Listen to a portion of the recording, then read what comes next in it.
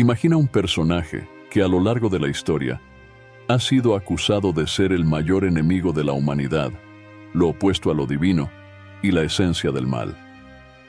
Desde emperadores romanos hasta líderes tecnológicos contemporáneos, el anticristo es una idea que sigue fascinando, aterrorizando y moldeando nuestra percepción del mundo. Pero, ¿qué significa realmente ser el anticristo? ¿Y por qué siempre creemos que está entre nosotros? El concepto de anticristo no es solo una cuestión de religión, sino de poder, miedo y control. Desde las primeras escrituras hasta los titulares actuales, la búsqueda de esta figura ha estado en el centro de disputas políticas, guerras religiosas y debates filosóficos. En este video exploraremos cómo esta figura ha sido interpretada a lo largo de los siglos, desde el temido emperador Nerón, pasando por los papas medievales, hasta Elon Musk. Prepárate para un viaje en el tiempo que revelará por qué, en cada época, la idea del anticristo se ha utilizado para explicar, justificar y, a veces, manipular los eventos más complejos de la historia.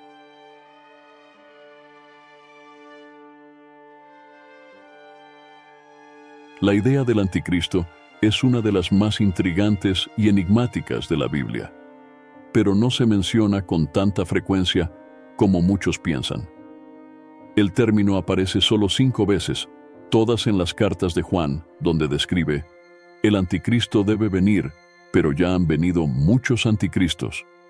Este pasaje sugiere que el anticristo puede ser tanto una figura futura como múltiples personas que niegan la esencia de Cristo. Sin embargo, la idea se expandió mucho más allá de esas palabras. Otros textos bíblicos, como la segunda carta a los tesalonicenses, introducen al hombre de perdición, descrito como alguien que desafiará a Dios y se colocará como objeto de adoración en el templo. En el Apocalipsis encontramos la figura de la bestia, un ser que engaña a las naciones, gobierna con autoridad y está marcado por el número 666. Aunque estos pasajes no utilizan el término anticristo, a lo largo del tiempo se han fusionado en una narrativa única. Esta fusión fue alimentada por interpretaciones teológicas y la necesidad humana de personificar el mal. Para muchos, el anticristo se convirtió en el opuesto absoluto de Cristo, cargando simbolismos de engaño, destrucción y poder desmedido. Pero lo más fascinante es cómo este concepto, que comenzó con ambigüedad en las Escrituras, evolucionó hacia una figura utilizada para explicar el caos y la incertidumbre de cada era.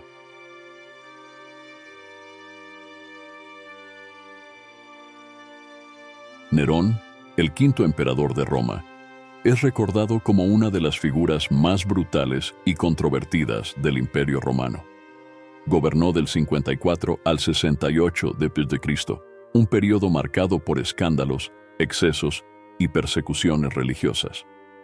Es conocido por culpar a los cristianos del gran incendio de Roma en el 64 d.C., una tragedia que devastó la ciudad. En respuesta, ordenó ejecuciones masivas, muchas veces de formas crueles, como quemar vivos a los cristianos para iluminar las fiestas nocturnas. Estas acciones lo convirtieron en el primer gran enemigo de los seguidores de Cristo. Después de su muerte, circularon rumores de que Nerón no estaba realmente muerto, sino esperando regresar para gobernar nuevamente y traer caos. En el Apocalipsis, muchos estudiosos asocian el número 666 con el nombre de Nerón, utilizando la gematría, códigos numéricos basados en el alfabeto hebreo y griego. Este vínculo consolidó su posición como el primer símbolo de un gobernante perverso que desafía a Dios, creando un arquetipo que influiría en las percepciones futuras. Además de Nerón, otros emperadores romanos también fueron considerados anticristos debido a su postura violenta contra los cristianos. Domiciano, que gobernó del 81 al 96 d.C., instauró un culto imperial que exigía que todos lo adoraran como Señor y Dios. Esta exigencia colocaba a los cristianos en una posición imposible, obligándolos a elegir entre la lealtad al emperador y la fidelidad a su fe. Decio, en el siglo III, fue aún más lejos, emitiendo decretos que obligaban a todos los ciudadanos a ofrecer sacrificios a los dioses romanos. Quien se negaba enfrentaba tortura y muerte. Estas persecuciones sistemáticas transformaron a Domiciano, Decio y otros líderes en figuras que encarnaban el espíritu del anticristo.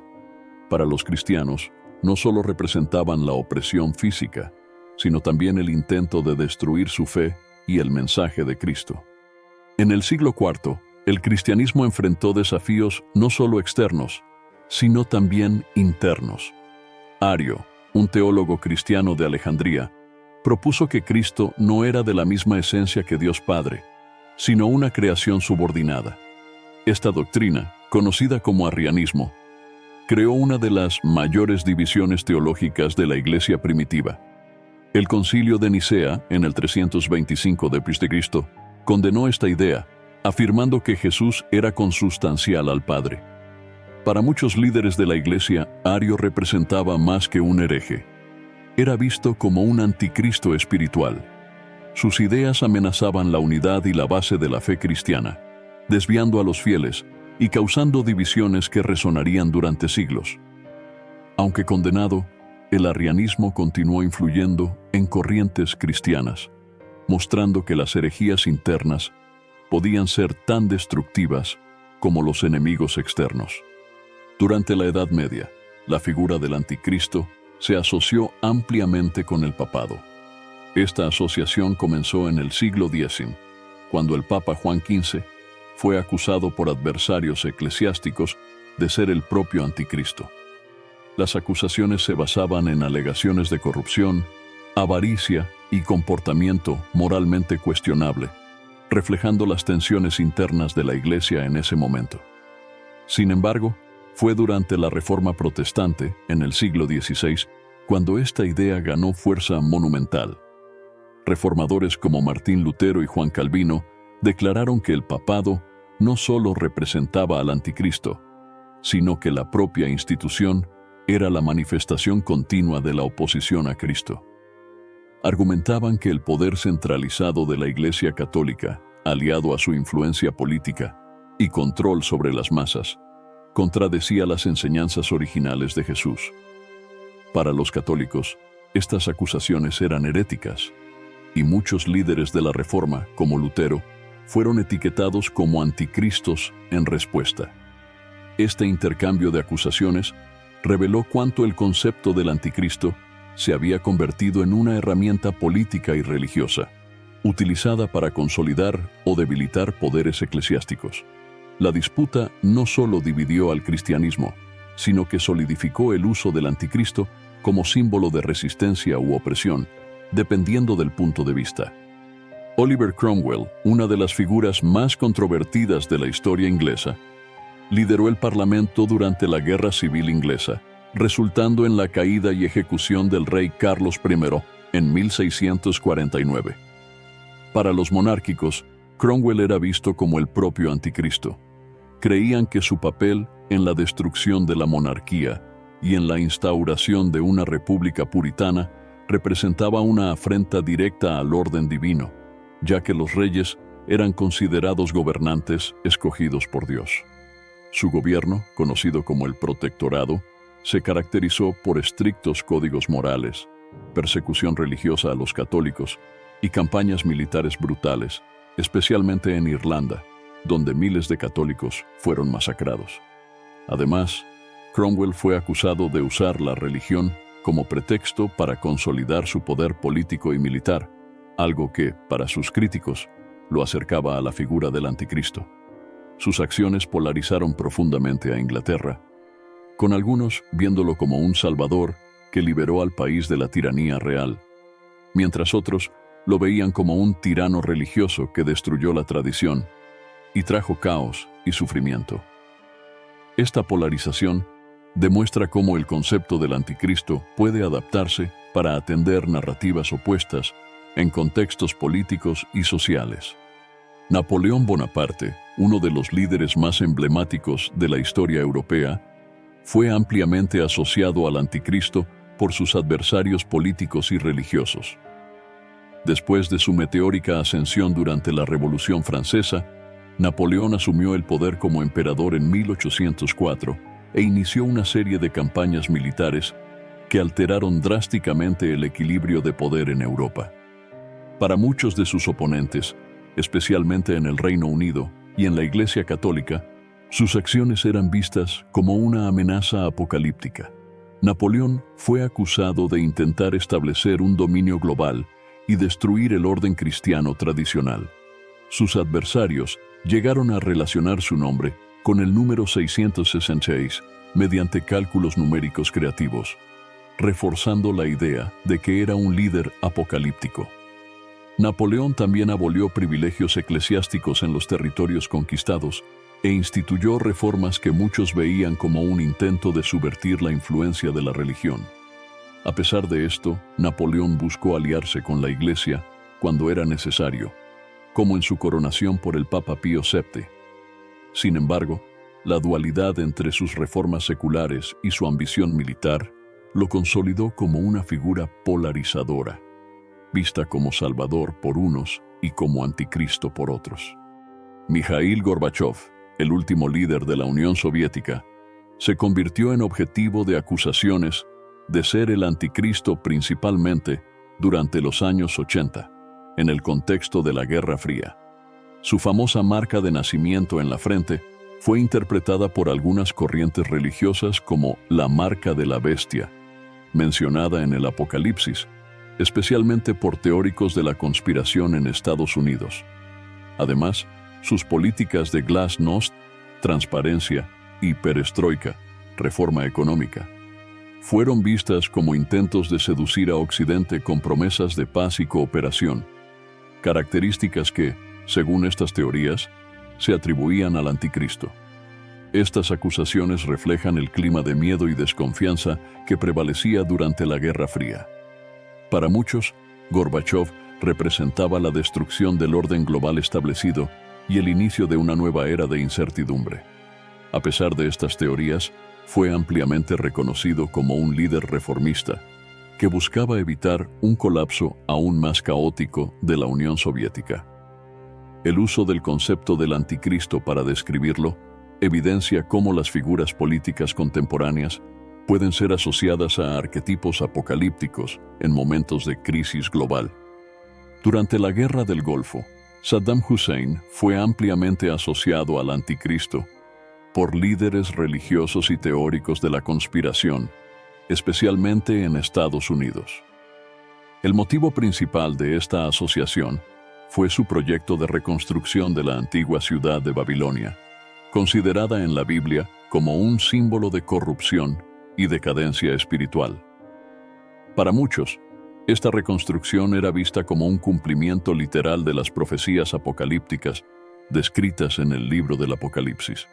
Además, Saddam Hussein fue retratado con frecuencia como un líder megalómano que buscaba desafiar el orden global y establecer su propia visión de poder absoluto, características que lo acercaban a las descripciones tradicionales del anticristo. Su brutalidad, tanto contra sus enemigos como contra su propio pueblo, reforzó esta imagen, haciéndolo ver como un símbolo del mal absoluto en un periodo de gran inestabilidad en Oriente Medio. Aunque estas asociaciones fueron ampliamente influenciadas por tensiones políticas, demuestran cómo los líderes polémicos pueden encajar fácilmente en narrativas apocalípticas. En el siglo XXI, líderes como Emmanuel Macron y Elon Musk continúan siendo objetivo de teorías que los asocian al anticristo. Macron, presidente de Francia, es acusado por algunos de promover una agenda globalista que busca crear un orden mundial único, lo que se alinea con las descripciones bíblicas de un líder global que surgirá en los últimos días. Sus posiciones proeuropeas y su énfasis en la cooperación internacional son interpretados como señales de un gobierno que busca unificar a todas las naciones bajo un liderazgo único.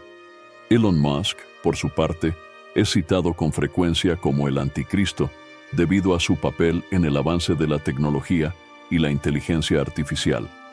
Proyectos como Neuralink, que conecta cerebros humanos a computadoras, y el desarrollo de sistemas avanzados de IA plantean preocupaciones éticas y espirituales. Para algunos, Musk representa la figura de un líder tecnológico que desafía los límites de la humanidad y potencialmente el orden divino. Estas asociaciones reflejan los temores modernos relacionados con la pérdida de control y la transformación de la sociedad a través de la tecnología.